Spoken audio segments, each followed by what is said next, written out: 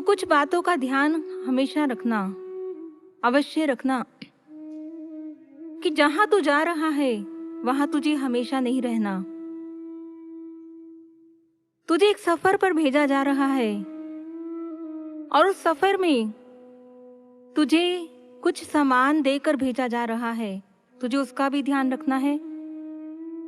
चोरों से अपने सामान को बचा कर रखना है और पुनः उस सफर को करके उस ईश्वर तक, ईश्वर के धाम पहुंच जाना है, उसको प्राप्त कर लेना है।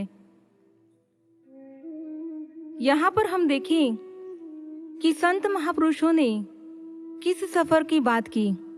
उन्होंने कहा कि यह संसार बिल्कुल ऐसे है जैसे आप एक ट्रेन में जब सफर करते हैं, बैठते हैं, तो वहां पर आपका बहुत से लोगों से मिलना जुलना हो जाता है, मेल मिलाप हो जाता है। बहुत से लोगों से आपका परिचय हो जाता है, आपको बहुत सी सुख सुविधाएं मिलती हैं उस ट्रेन में, आपको बहुत अच्छा लगता है, आनंद आता है। लेकिन आपका ध्यान कहाँ होता है? अपने गंतव्य पर। जैसे ही आपका स्टेशन आता है, आप सब कुछ छोड़ छाड़ के, सब कुछ भूल के आप उस स्टेशन पर उतर जाते हैं। ऐसे ही महापुरुषों ने कहा, इस संसार में तुझे भेजा गया है तो हमेशा वहां बसने के लिए नहीं भेजा है। किसी ने बहुत सुंदर कहा, सफर दर पेश है गाफिल, तुझे इस दारे फानी से, लगा दिल को न दुनिया से, न ऐशो काम रानी से। चलेगा काम कब तक जोर से, जर से जवानी से, किनारा एक दिन करना पड़ेगा जिंदगानी से। इसके साथ ही साथ तेरे साथ श्वासों का अनमोल खजाना भी है।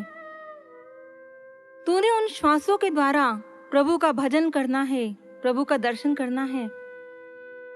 और तू ध्यान रखना, जैसे सफर में अगर हमारे पास कीमती सामान हो तो हम स्वयं या हम किसी को कह देते हैं, जो हमारे साथ के लोग होते हैं, कि आप जागते रहना और सो मत जाना, सामान कीमती है, चोरों का भय है, इनका ध्यान रखना। कहते हैं ऐसे ही इस संसार में भी, इस संसार रूपी सफर में भी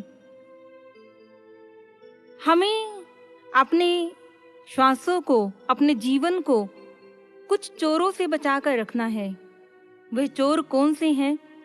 जिसके बारे में हमारे महापुरुषों ने कहा, काम क्रोध की धार में बहयो जात संसार, संत तमाशा देखते हरि भजते बारंबार। वो चोर कौन से हैं? हमारे ये 5 विकार, काम, क्रोध, लोभ, मोह, अहंकार, जिनके वशीभूत होकर एक मनुष्य अपना सारा जीवन व्यतीत कर देता है। हमारे महापुरुषों ने भी कहा कि हमारे जीवन में हमें क्या करना चाहिए, हमें कैसे अपने जीवन को व्यतीत करना चाहिए। इसकी सुधि हमें तभी आएगी जब हम सचेत होंगे, हम जागे होंगे। जो कि आप एक सोए हुए व्यक्ति से ये उम्मीद नहीं कर सकते हैं कि वह सोया हुआ व्यक्ति उठकर कुछ कार्य करेगा या किसी का भला कर सकता है। उसके लिए उसे जागना ही होगा। इसीलिए महापुरुषों ने कहा कि उत्तिष्ठत जागृत प्राप्य वरानि बोधत। और हमारे ऋषियों ने भी ये आह्वान किया। उन्होंने कहा, जागृत मम पुत्रः अहम प्रतीक्ष्यामि मनो विनोदस्य समयम नव। कि हे मेरे पुत्र, जागो, मैं आपकी प्रतीक्षा कर रहा हूं कि कब तुम आकर मुझे प्राप्त कर लोगे।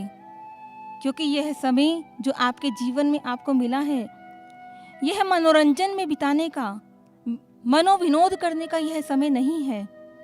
इसलिए आप जागो और जाग कर ही आप अपने लक्ष्य को प्राप्त कर सकते हैं। आइए ऐसी ही प्रस्तुति को हम आगे आने वाले भजन में श्रवण करेंगे। और उसके लिए मैं आग्रह करूंगी परम वंदनीय, परम पूजनीय सर्वश्री आशुतोष महाराज जी के शिष्य हमारे गुरु भाई श्रेष्ठ जी से